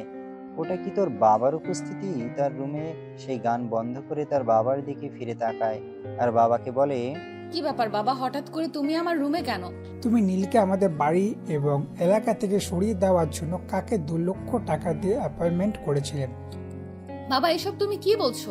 আমি কাকে 2 লাখ টাকা দিয়ে অ্যাপয়েন্ট করতে যাব? আর এত টাকা আমি পাবোই বা কোথায়? আর কেনই বা করতে যাব? যদিও টাকার প্রশ্নটা আমি করিনি, আমি শুধু তোমাকে এটাই বলছি যে তুমি কেন 2 লক্ষ টাকা খরচ করে একজনকে অ্যাপয়েন্ট করতে গেলে শুধুমাত্র নীলকে এখান থেকে সরিয়ে দেওয়ার জন্য। বাবা আমি বলছি তো আমি এমন কোনো কাজ করিনি, তারপরেও তুমি কেন অযথাই আমাকে ফোর্স করছো? আমি না জেনে কিছুই বলছি না। সকালবেলায় যে ছেলেটা নীলকে থ্রেট করতে এসেছিল আর তখনই আমি সেই ছেলেটাকে আটকে পুলিশে দিয়ে দিই আর পুলিশই কেসটা ইনভেস্ট করে এটা জানতে পেরেছে এবং সমস্ত তথ্য প্রমাণ ও পুলিশের কাছে রয়েছে। তাই আমি তোমাকে শেষবারের মতো বলছি, তুমি কেন এই ছেলেটাকে সরিয়ে দেওয়ার জন্য কাউকে অ্যাপয়েন্ট করেছিলেন। নেহা তখন খুব ভালোভাবে বুঝতে পারলো এখন আর কথা লুকিয়ে রেখে লাভ হবে না। বাবা যেহেতু সবকিছু জেনে গেছে এখন তো সবকিছু বলতেই হবে। তাই সে তার বাবাকে বলতে লাগে, যেখানে তুমি খুব ভালো করে জানো এই ছেলেটাকে আমি একদমই সহ্য করতে পারি না, সেখানে তুমি কেন আমাকে এই প্রশ্নটা করছো? মানে তুমি কি পাগল নাকি? আমি তো সেটাই বুঝতে পারছি না। তুমি শুধুমাত্র নিজের একটু সুবিধা করবার জন্য আরেকজন মানুষকে এভাবে বিপদের সম্মুখীন করতে পারো? এটা আমার কল্পনার বাইরে ছিল। এখনো সময় আছে, তুমি নিজেকে শুধরে নাও। নীল এখনই থাকবে আর এই বাড়িতেই থাকবে, এটা আমার সিদ্ধান্ত। এখন তুমি কি করবে না করবে সেটা একান্তই তোমার ব্যক্তিগত সিদ্ধান্ত। হ্যাঁ, তুমি যখন তোমার সিদ্ধান্ত বদলাবে না তখন তো আমার সিদ্ধান্ত আমাকেই নিতে হবে। তাই আমি সিদ্ধান্ত নিয়েছি আমি আর এই বাড়িতে থাকবো না। যে বাড়িতে এই ছেলেটা থাকবে আমি এই বাড়িতে অ্যাডজাস্টমেন্ট করে চলতে পারবো না। তারপর নেহা তারপর বাবার সঙ্গে আরো রাগারাগি করে সেখান থেকে নিজের রুমে চলে যায় আর তৎক্ষণাৎ সে ব্যাগপত্র এবং নিজের প্রয়োজনীয় সকল জিনিসপত্র গুছিয়ে বাসা থেকে বের হয়ে যায়। সেটা দেখে নীল নেহার বাবার সঙ্গে কথা বলতে আসে। আঙ্কেল, এটা আপনি কি করলেন? আমার জন্য আপনার নিজের মেয়ে বাসা ছেড়ে চলে যাচ্ছে, এটা দেখে সমাজের মানুষ কি বলবে? সমাজের মানুষরা কে কি বলবে না বলবে সে সব কিছুই আমার উপর ছেড়ে দাও। আমি তোমাকে এসব বিষয়ে চিন্তা করতে বলিনি। তোমার এখন মনোযোগ দিয়ে চাকরিটা করা প্রয়োজন, তুমি সেটাই করো। তখন নীল আর কোনো কথা বলার সাহস পায়নি।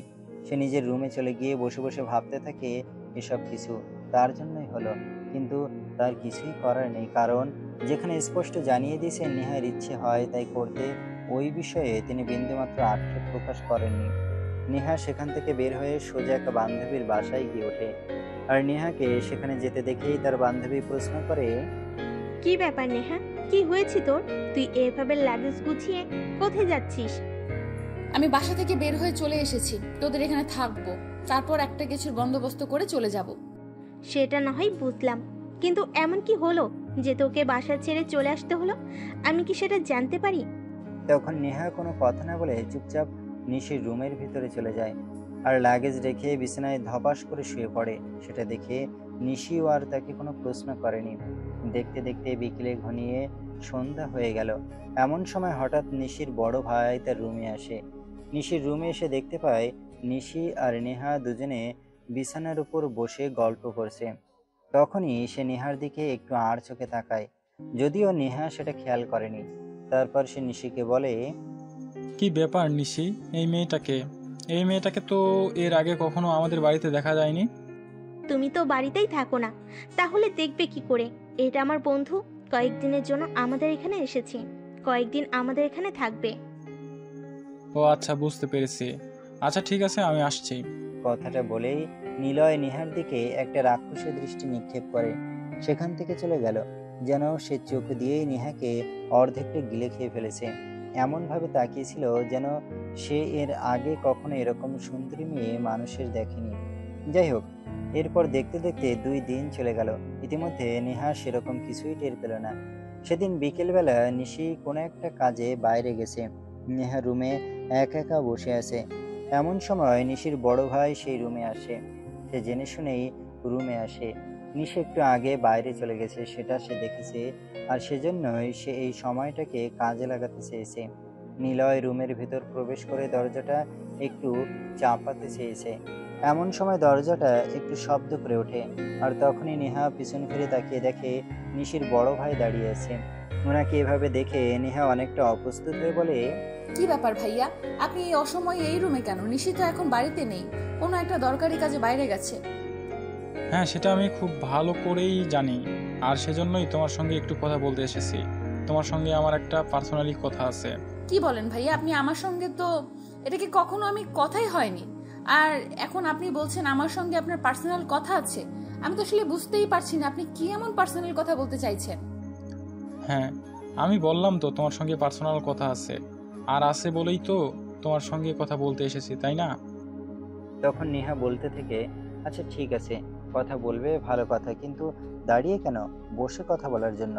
তখন নিলয় নেহার একটু কাছে গিয়েই বসে, আর তারপর তার হাতটা ধরার চেষ্টা করে। তখনই নেহা একটু পিছিয়ে গিয়ে বলে, আরে ভাইয়া, এসব আপনি কি করছেন? আপনি তো বললেন শুধু আমার সঙ্গে একটু কথা বলবেন, কিন্তু আপনি আমার হাত ধরছেন কেন?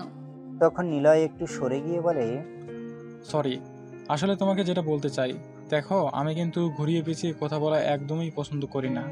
যা বলি সবসময় স্পষ্ট করে কথা বলি। হ্যাঁ ভাইয়া, ঠিক আছে, আমি বুঝতে পেরেছি।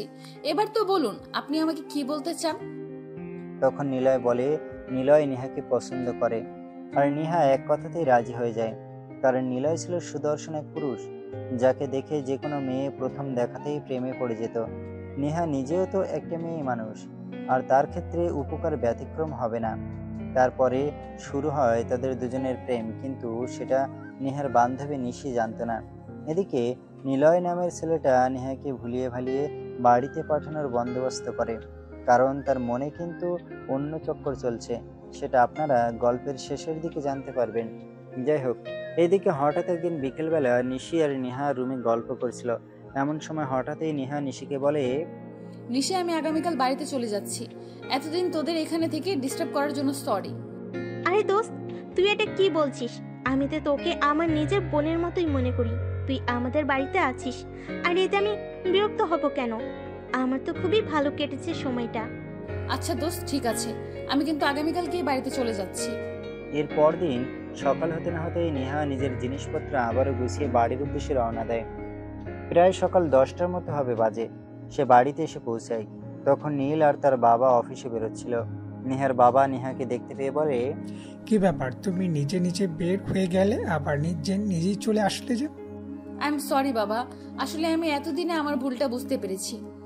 তুমি আমাকে ক্ষমা করে দাও, এরপর আর আমি কখনোই এমন ভুল করব না। ঠিক আছে, এখন ভিতরে যাও, আমি অফিসে যাচ্ছি। বাড়ি ফিরে এসে তোমার সঙ্গে কথা বলবো। বলতে বলতে নেহার বাবা আর নীল দুজনেই বাসা থেকে বের হয়ে যাচ্ছিল। এমন সময় নেহা পেছন থেকে নীলকে উদ্দেশ্য করে বলে, কি ব্যাপার?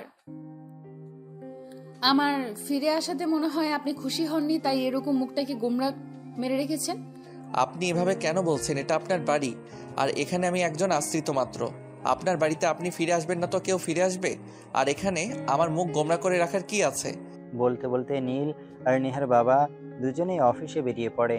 আর অফিসে এসে নেহার বাবা নীলকে নিজের কেবিনে ডাকে। কি ব্যাপার আঙ্কেল, কিছু হয়েছে নাকি? আপনি আমাকে কিছু বলবেন? হ্যাঁ, আমি তোমাকে গুরুত্বপূর্ণ কিছু কথা বলতে চাই। তুমি আমার কথাগুলো মনোযোগ দিয়ে শোনো। নেহা ফিরে এসেছে, এর মানে এই নয় যে সে ভালো হয়ে গেছে। কারণ মেয়েটা তো আমার, তার শরীরের প্রত্যেকটা শিরা উপশিরা আমার রক্তে বইছে। তাই আমি খুব ভালো করেই জানি সে কোনো একটা উদ্দেশ্য নেই ফিরে এসেছে। এসব আপনি কি বলছেন আঙ্কেল? আপনার মেয়ে আপনার বাড়িতে ফিরে এসেছে, এখানে আবার কি উদ্দেশ্য থাকতে পারে? তখন নেহার বাবা নীলকে বলে, কেন জানি ওনার মনে কিছু একটা ডাউট হচ্ছে। নেহার মনে হয়তো কিছু একটা চলছে, তাই নেহা ফিরে এসেছে।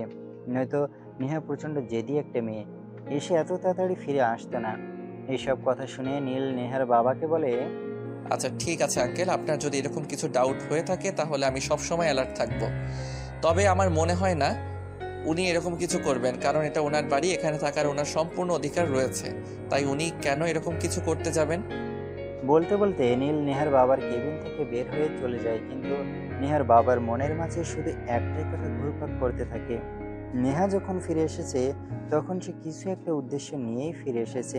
তার মনের মধ্যে নিশ্চয়ই কিছু একটা চলছে, আর সেটা যেভাবেই হোক জানতেই হবে। এদিকে নেহা বাড়িতে ফিরে এসেছে আজ 4 দিন। এর মধ্যেই হঠাৎ একদিন নিলয় নেহাকে ফোন করে। হ্যালো জানেমান, কি করছিলে? কি আর করব, তুমি তো আমাকে ভুলিয়ে ভালিয়ে বাড়িতে পাঠিয়ে দিলে। এখন তো আর আমার সঙ্গে দেখা করার নামটাও নিচ্ছ না। আমি তো তোমাকে না দেখে থাকতেই পারছি না, আমার খুব কষ্ট হচ্ছে। কষ্ট তো আমারও হচ্ছে, কিন্তু কি করব বলো? আমি তো আর চাইলেও তোমার কাছে চলে আসতে পারবো না, কারণ তুমি তো আর এখন আমাদের বাড়িতে নেই, তোমাদের বাড়িতে চলে গেছো। আর তোমাদের বাড়িতে তো আমি এভাবে চলেও যেতে পারি না। হ্যাঁ, সেটা তো আমি খুব ভালো করেই জানি। আছে, আমরা কি কোথাও বাইরে দেখা করতে পারি না? তখন নিলয় নেহাকে একটা অফিস হবে চলে আসতে বলে, আর নেহা সেই কথাটা শোনা মাত্রই তৎক্ষণাৎ রেডি হয়ে নেয় আর বাসা থেকে বেরিয়ে পড়ে। বাসা থেকে বের হওয়ার সময় তাদের বাসার বুয়া তাকে বলছিল, আমি কোথায় যাচ্ছি না যাচ্ছি সেই বিষয়ে আমি তো তোকে কৈফিয়ত দেব না, আর তোর যা ইচ্ছে তুই তাই কর। আমাকে জিজ্ঞেস করছিস কেন? আমি রাতের খাবার বাইরে থেকে ফিরে আসব। তখন তাদের বাড়ির কাজের মেয়েটা আর কোনো কথা বলেনি, কারণ সে খুব ভালো করেই জানে নেহাকে আর কিছু বলতে গেলে তাকে আরো অনেক কটু কথা শুনতে হবে, যেগুলোর জন্য সে মোটেও প্রস্তুত নয়। তাই সে আর কোনো কথা না বলে চুপ রইল। এদিকে নেহা বাসা থেকে বের হয়ে সোজা কফি সাথে চলে আসে। এসেই দেখে নিলয় তার জন্য ওয়েট করছিল। তাই সে নিলয়কে বলে, ও baby, I am so sorry. আমার বাসা থেকে বের হতে হয়তো একটু লেট হয়ে গেছে। তুমি মনে হয় অনেকক্ষণ ধরে আমার জন্য ওয়েট করছো, তাই না? হ্যাঁ, আমি তো আমার জান পাখিটার জন্য অনেকক্ষণ ধরে ওয়েট করছিলাম। যাই হোক, কেমন আছো তুমি? এই তো আছি ভালোই। তোমার কি অবস্থা? তুমি কেমন আছো? আর আমি চলে আসার পর নিশি কিছু বলেছিল? না, সেরকম কিছুই বলেনি, শুধু বলেছিল তুমি চলে আসাতে তার অনেক খারাপ লাগছে। বেশ কয়েকদিন একসঙ্গে রয়েছে তো, তাই একটু ওরকম লাগছে। যাই হোক, তোমাকে যেটা বলার জন্য ডেকেছি। বল, কি বলবে বল। তুমি আগামীকাল থেকে ঠিক আগের মতোই অফিস জয়েন করবে, আর আমি তোমাকে যেভাবে কাজ করতে বলবো ঠিক সেভাবেই করবে। কিন্তু কেন? আমি তো বাবাকে বলে দিয়েছি আমি আর অফিসে যাব না। অফিস করার কোনো ইচ্ছে আমার নেই। আর এখন করে কিভাবে বলবো আমি অফিসে যাব? তখন নিলয় নেহাকে ফুসরিয়ে ফাসরিয়ে অনেক কথা বলে বুঝিয়ে দেয় যেভাবেই হোক নেহাকে অফিসে ঢুকতেই হবে। সে নেহাকে আরো বলে, আমি যে তোমাকে বললাম যে তোমাকে এছাড়া আমার থাকতে অনেক কষ্ট হচ্ছে, তাই তুমি আগে অফিসে ঢুকো, তোমার বাবার কাছাকাছি থাকো, তোমার বাবার মনের অবস্থাটা বোঝার চেষ্টা করো, তারপর একদিন সুযোগ বুঝে তোমাকে দেখা করিয়ে দাও। ও আচ্ছা, আমি এতক্ষণে বুঝতে পেরেছি। তাহলে তো তুমি বিষয়টা আমাকে আগে বুঝিয়ে বললেই পারতে, তাহলে তো আর এত পেঁচাল পাড়ার কোনো মানেই ছিল না। তখন নেহা আরো বেশ কিছুক্ষণ গল্প করে আর বাইরে থেকে রাতের খাওয়া দাওয়া করে বাসায় ফিরে আসে। নেহা বাসায় আসার কিছুক্ষণের মধ্যেই তার বাবা বাসায় আসে। তার বাবা যখন তাকে ডিনার টেবিলে ডাকে তখন সে সেখানে যায় আর তার বাবাকে বলে, বাবা, আমি আগামীকাল থেকে আবার অফিসে জয়েন করতে চাই। আমি চাই এখন তুমি আমাকে বলবে যে আগে আমি নিজের ইচ্ছায় অফিস থেকে বের হয়ে এসেছি, আর এখন কেন আবার অফিসে ঢুকতে চাচ্ছি। হ্যাঁ, এরকম প্রশ্ন করাটাই তো স্বাভাবিক। কেন, তুমি কি এমন প্রশ্ন সম্মুখীন হতে প্রস্তুত নাও? হ্যাঁ, আমি সম্পূর্ণ প্রস্তুত। তবে আগে তুমি আমার কথাটা শোনো। দেখো, আমি তো তোমার একমাত্র মেয়ে। তোমার সকল সম্পত্তির উপর শুধুমাত্র আমার অধিকার রয়েছে। তুমি না থাকাকালীন সবকিছু তো আমারই থাকবে। তাই এখন আমি আবার অফিসে জয়েন করতে চাইছি। হ্যাঁ ঠিক আছে, কিন্তু আমি তোমাকে এখন কিন্তু অন্য কোনো পোস্টে জয়েন করতে দেব না। তোমাকে ম্যানেজিং ডিপার্টমেন্টেই থাকতে হবে। নেহা তখন তাতেই রাজি হয়ে যায়, কারণ নিলয় তাকে এভাবেই কথা বলতে বলেছে। নিলয় তাকে বলেছে তার বাবা তাকে যে ডিপার্টমেন্টে জয়েন করতে বলুক তাতেই যেন সে রাজি হয়ে যায়। মূল কথা, তাকে যেভাবে হোক তার বাবার আশপাশ থাকতে হবে আর তার বাবার মনের ইচ্ছাটা জানতে হবে। আর এর পরদিন থেকেই নেহা অফিস করতে শুরু করে। এভাবে চলে গেল বেশ কয়েকদিন। ইতিমধ্যে হঠাৎ একদিন আবারও নিলয় নেহাকে ফোন করে। তো সুইটহার্ট, ওদিকের কি অবস্থা? এখন কি আমি চাইলে তোমার বাবার সঙ্গে দেখা করতে পারি? এদিকের আবহাওয়া তো মোটামুটি ভালোই মনে হচ্ছে। একটা কাজ কর, তুমি আগামীকাল একবার আমাদের অফিসে চলে এসো, সেখানে আমি তোমাকে বাবার সঙ্গে কথা বলিয়ে দেওয়ার চেষ্টা করছি। আচ্ছা ঠিক আছে, আমি কিন্তু আগামীকাল বিকেল 3টার সময় তোমাদের অফিসে উপস্থিত থাকবো। বলতে বলতে নিলয় ফোনটা কেটে দেয়। আর এদিকে নেহা রাতে তার বাবার সঙ্গে কথা বলতে যায়। বাবা, আগামীকাল তোমার সঙ্গে আমার এক বন্ধু দেখা করতে আসবে। আচ্ছা ঠিক আছে, সে জানা হয় বুঝলাম, কিন্তু তোমার কেমন বন্ধু, মানে তার সঙ্গে তোমার কেমন সম্পর্ক, সে ছেলে না মেয়ে? সে কি আমার সঙ্গে কোনো দরকারি কথা বলতে আসবে নাকি এমনিতেই দেখা করতে আসবে? বাবা, তুমি আমাকে এত প্রশ্ন কেন করছো? সেটা তুমি তো আগামীকাল তার সঙ্গে যখন দেখা হবে তখনই জানতে পারবে। আমি এখন তোমাকে এইসব ব্যাপারে কিছুই বলতে চাইছি না। বলতে বলতে নেহা সেখান থেকে চলে যায়। আর পরের দিন ঠিক বিকাল 3টার সময় নিলয় তাদের অফিসে আসে। প্রথমে সে নেহার চেম্বারে যায়। Excuse me madam, may I come in? Neha একটা কাজ করছিল তখন। এসে মাথা ঘুরিয়ে তাকিয়ে দেখে নিলয় তার কেবিনের দরজার সামনে দাঁড়িয়ে আছে। তখন সে নিলয়ের দিকে তাকিয়ে বলতে থাকে, আরে মাই ডিয়ার সুইট হার্ট, তুমি আমার কেবিনে এসেছো আর ভেতরে প্রবেশ করার জন্য অনুমতি চাইছো? এমনটা হতে পারে নাকি? প্লিজ ভেতরে এসো। তখন নিলয় হৃদয়ে প্রবেশ করে তার সঙ্গে সঙ্গে নেহাকে জড়িয়ে ধরে। আর তখনই নেহার ঠোঁটে একটা কিস করে। নেহা তখন নিজেকে কোনো রকমে ছাড়িয়ে নিয়ে বলতে থাকে, আরে এটা তুমি কি করছো? এটা আমার অফিস, এখানে এরকম করা যায় নাকি? উফ ডার্লিং, সেই কথা দিন ধরে তোমাকে একটুও দেখি না, তোমাকে একটু কাছ থেকে ছুতে পারি না। আমি তো তোমাকে ছাড়া থাকতেই পারছিলাম না। এখন আমি কি করব, তুমি নিজেই সেটা বলো না। তাই বলে তুমি আমার অফিসে এসে এরকম করবে নাকি? আচ্ছা ঠিক আছে, বসো। তুমি কি খাবে বলো। যদিও আমার তোমাকেই খাওয়ার ইচ্ছা, কিন্তু সেটা তো আর পূরণ হবে না। আপাতত 1 কাপ কফি হলেই চলবে। কথাটা বিড়বিড় করে বলছিল নিলয়, তাই নেহা বসতে পারেনি। তাই সে জিজ্ঞাসা করে, কি ব্যাপার? তুমি আমাকে বিড়বিড় করে কি বলছো? কি বলবে স্পষ্ট করে বলো। তুমি তো জানোই বিড়বিড় করে কথা বললে আমি বুঝতে পারি না। নিলয় তখন কিছুটা আন্দাজ করতে পারে নেহা হয়তো তার বলা কথাটা একটু হলেও শুনতে পেরেছে। তাই সে কথা ঘুরিয়ে দেওয়ার জন্য বলে, কই, আমি আবার কি বললাম? আমি তো শুধু বললাম 1 কাপ কফি হলেই চলবে। তুমি কি ইদানিং কানে কম শুনতে পাও নাকি? হ্যাঁ, হতেই পারে। হয়তো তুমি কাছে নেই, তাই হয়তো কানে একটু কম শুনতে পাচ্ছি। যাই হোক, তুমি বসো, আমি এক্ষুনি কফির ব্যবস্থা করছি। তারপর দুজনে বসে গল্প করতে থাকে। আর এদিকে নেহা তাদের অফিসের পিয়নকে দিয়ে কফি আনানোর ব্যবস্থা করে। কফি খেতে খেতে নিলয় নেহাকে বলে, তুমি তোমার বাবার সঙ্গে আমাদের সম্পর্কের বিষয়ে কিছু বলেছো? মানে বিয়ের বিষয়ে কথা বলছি। না, আমি এখনো সেরকম কিছুই বলিনি। আর তুমি তো জানোই আমি একটা মেয়ে মানুষ, আর একটা মেয়ে হয়ে কিভাবে নিজের বাবার সঙ্গে বিয়ের বিষয়ে কথা বলি বলো। ওকে মাই ডিয়ার, কোনো সমস্যা নাই। আমি যখন চলে এসেছি তখন আমি নিজেই সবটা সামলে নেব। তোমাকে কোনো চিন্তা করতে হবে না। এখন চলো আমাকে নিয়ে তোমার বাবার কেবিনে। তখন নেহা আর এক মুহূর্ত দেরি না করে নিলয়কে নিয়ে তার বাবার কেবিনে চলে যায়। কিন্তু তার বাবা তখন নীলের সঙ্গে একটা গুরুত্বপূর্ণ বিষয় নিয়ে আলোচনা করেছিল। সেটা দেখে নেহা একটু ক্ষেপে যায়। কিন্তু নিলয় চোখের ইশারায় নেহাকে ঠান্ডা হতে বলে। তাই নেহা নিজেকে একটু শান্ত করে তার বাবাকে বলে, বাবা, আমি তো তোমাকে বলেছিলাম আমার এক বন্ধু তোমার সঙ্গে দেখা করতে আসবে। এই যে আমি তাকে নিয়ে এসেছি, সে তোমার সঙ্গে কিছু বলতে চায়। হ্যাঁ ঠিক আছে, তুমি তাকে নিয়ে একটু ওয়েটিং রুমে বসো। আমি নীলের সঙ্গে একটা গুরুত্বপূর্ণ বিষয় নিয়ে আলোচনা করছি, সেটা সেরে তোমাদের সঙ্গে কথা বলছি। বাবা, তোমার কি হয়েছে বলো তো?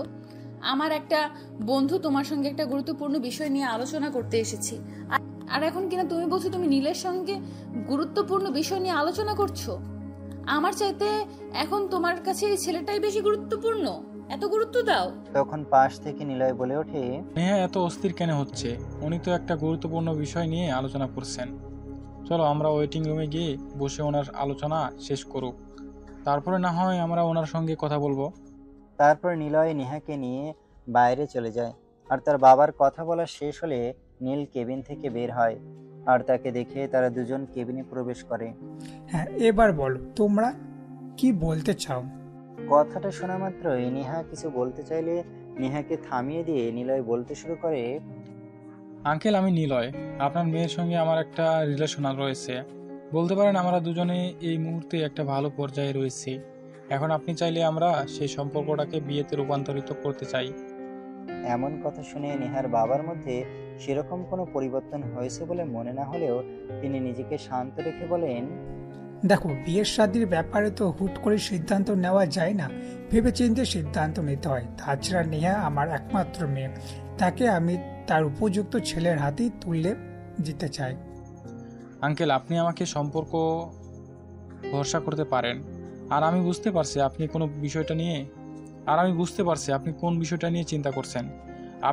আপনার ব্যবসা, তাই তো আপনি আমার উপর সম্পূর্ণ ভরসা করতে পারেন। আমি আপনার ব্যবসাটা সঠিকভাবে পরিচালনা করতে পারবো। তাছাড়া আপনার তো কোনো ছেলে সন্তান নেই, বিয়ের পর যা আছে সব তো নেহার থাকবে, আর নেহার মানেই তো আমার। আর নিজের জিনিসটাকে সবাই খুব ভালোভাবে আগলে রাখতে জানে।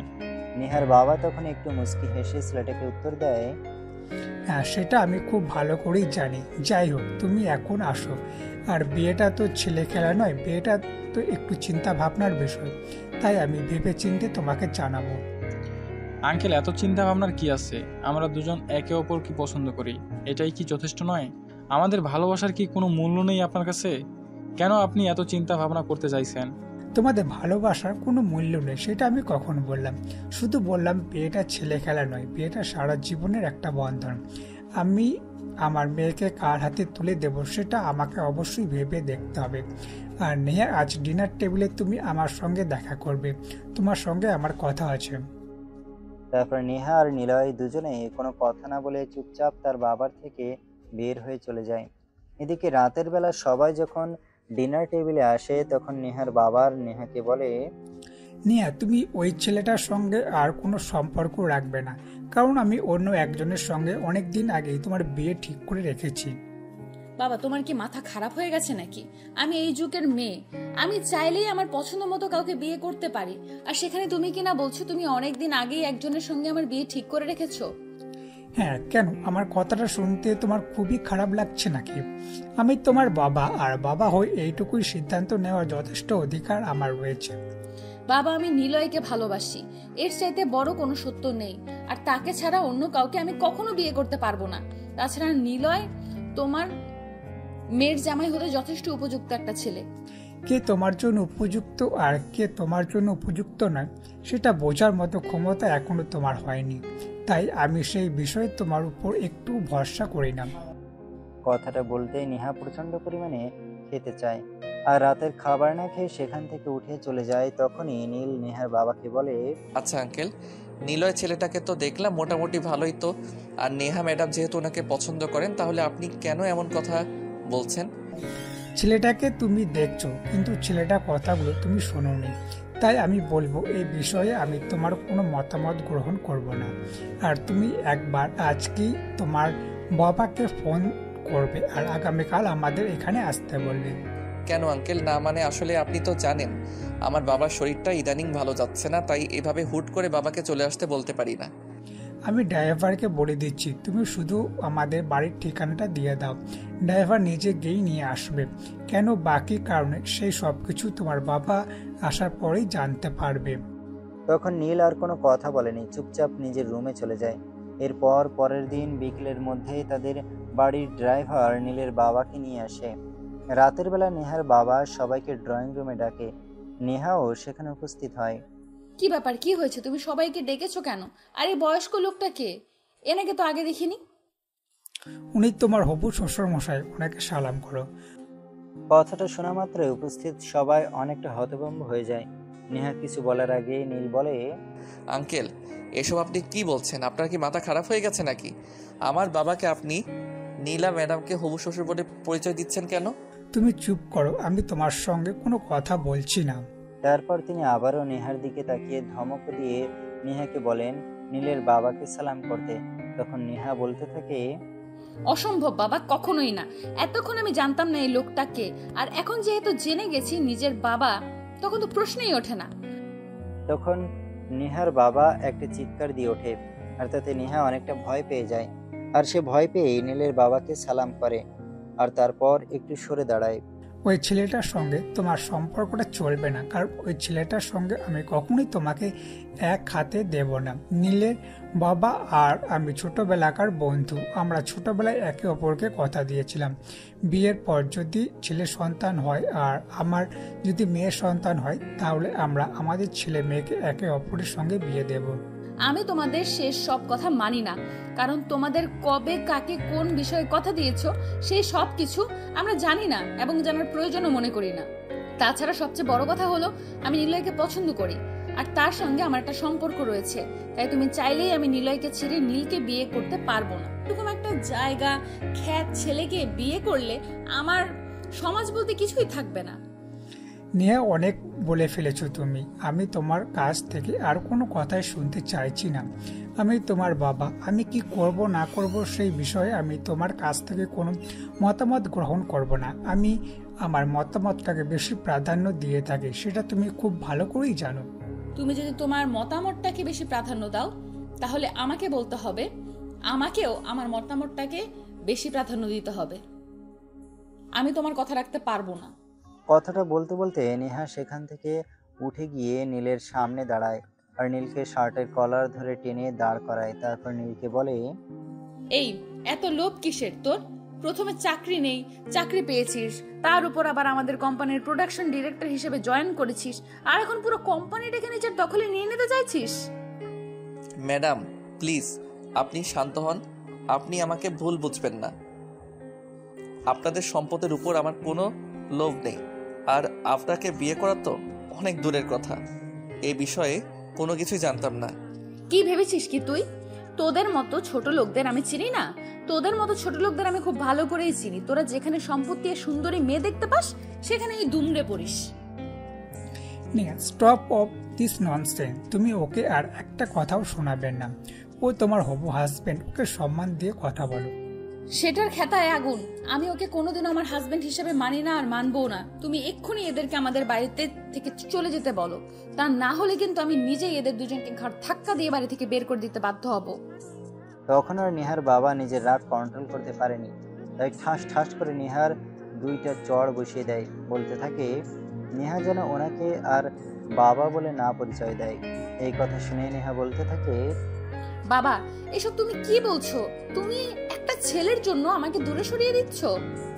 শুধু যে দূরে সরিয়ে দিয়েছে তাই নয়, তোমাকে আমি আমার সকল সম্পদ থেকেও বঞ্চিত করছি। আমি আমার সকল সম্পত্তি নীলের নামে লিখে দিচ্ছি। মানে এসব কি বলছো বাবা? আমি কিছুই বুঝতে পারছি না। আমি তোমার সন্তান আর তুমি আমাকে বঞ্চিত করে একটা বাইরের ছেলেকে যে সমস্ত সম্পত্তি দিয়ে দিচ্ছ। হ্যাঁ, শুধু দিচ্ছি না, দিয়ে দিয়েছি। কারণ কি জানো, তুমি যখন গতকাল ওই ছেলেটাকে আমার অফিসে নিয়ে এসেছিলে, আমি খুব ভালোভাবেই বুঝতে পেরেছিলাম ছেলেটা তোমাকে নয়, তোমার বাবার সম্পত্তিকে ভালোবাসে। সেটা তার ভাষায় প্রকাশ পাচ্ছিল। বাবা এসব তুমি কি বলছো? নীলা যথেষ্ট ভালো ছেলে, তাকে আমি অনেক দিন ধরে চিনি, সে এমন করতেই পারে না। ও তাই নাকি? তোমার আগে কয়েকটা মেয়ের সঙ্গে মিলন আবার ছেলেটার সম্পর্ক করেছে, সেটা তুমি জানো? এই নাও দেখো, এখানে কয়েকটা মেয়ের সঙ্গে তার ফিজিক্যাল রিলেশন এর ভিডিও ফুটেজ রয়েছে। কথাটা বলেই নেহার বাবা তার সামনে বেশ কয়েকটা ভিডিও ফুটেজ তুলে ধরে। এগুলো দেখে নেহার মাথা চেন্না চক করে দিচ্ছিল। সে কোনোভাবেই এটা বিশ্বাস করতে পারছিল না। তখনই সেখানে চুপ করে বসে পড়ে। সে কি বলবে কিছুই ভেবে পাচ্ছে না। তার বাবার সামনে একটা ছেলের জন্য তার মাথাটা এতটা নিচে যে হবে এটা সে ভাবতেই পারেনি। তখন তার বাবা তাকে বলে, কি ব্যাপার, এবার আশা করি তোমার ভুল হয়ে গেছে। এবার আর নিশ্চয়ই তোমার নীলকে বিয়ে করতে কোনো অসুবিধা নেই। ওনার অসুবিধা নাই থাকতে পারে, কিন্তু আমার অসুবিধা আছে। আমি ওনাকে বিয়ে করতে পারবো না, কারণ আমি ওনাকে বিয়ে করার যোগ্যই না।